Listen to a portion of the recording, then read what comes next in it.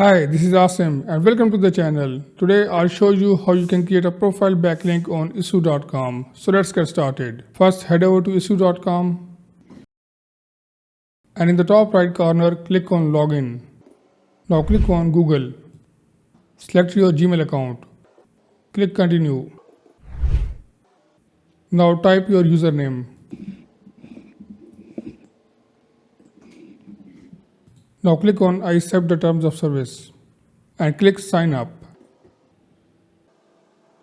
Now in the top right corner, click on account settings.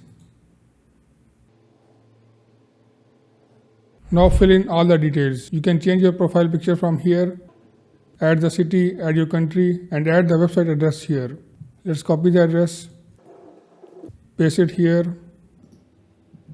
And here you can write about yourself or about your company. Let's copy and paste it here. Now scroll down and click Save Changes. Now scroll up and click on See My Profile. Your profile backlink is now ready. If you found this video helpful, don't forget to like, subscribe and leave a comment with your thoughts or questions. Thanks for watching and I'll see you in the next video.